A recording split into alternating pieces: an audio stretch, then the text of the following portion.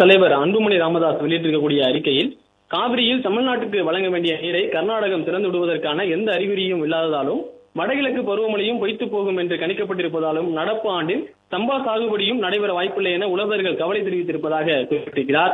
மிக மோசமான இந்த சூழலை சமாளிக்க அரசு தரப்பில் எந்த நடவடிக்கையும் மேற்கொள்ளப்படாதது ஏமாற்றம் அளிப்பதாகவும் பாமக தலைவர் அன்புமணி ராமதாஸ் அவருடைய அறிக்கையில் குறிப்பிட்டிருக்கிறார்.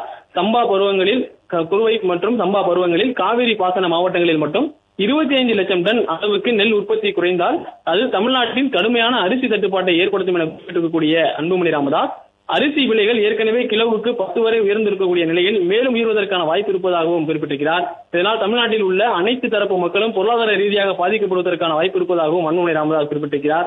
நிலைமை இந்த அளவுக்கு மோசமாக இருக்கும் நிலையில் அதை எதிர்கொள்வதற்கான எந்த திட்டமும் தமிழ்நாடு அரசிடம் இல்லை என குறிப்பிட்டிருக்கக்கூடிய அன்புமணி ராமதாஸ், மத்திய அரசுக்கு அழுத்தம் கொடுத்து கர்நாடகத்தில் உள்ள அணைகளில் இருந்து காவிரியில் தண்ணீரை திறக்க செய்தால் சம்பா தொகுப்புக்காக ஏக்கருக்கு ரூபாய் 10,000 வழங்கி அதன் மூலம் பாசன தேவைகளை சமாளித்து சம்பா சாகுபடியை உறுதி செய்தல் உள்ளிட்ட நடவடிக்கைகளை தமிழக அரசு மேற்கொள்ள வேண்டும் எனவும் வலியுறுத்தியிருக்கிறார்.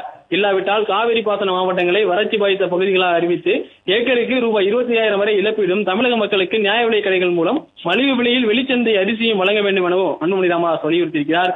குறுவையைப் போலவே சம்பா சாகுபடியும் பொய்த்து போவதை தடுக்கவும், அது சாத்தியமாகாத நிலையில் பாதிக்கப்படும் விவசாயிகள் பொதுமக்களுக்கு நிவாரணம் வழங்கவும் சிறப்பு திட்டம் ஒன்றை வகுத்து அரசு செயல்படுத்த வேண்டும் எனவும் பாமக தலைவர் அன்புமணி ராமதாஸ் வலியுறுத்தியிருக்கிறார்.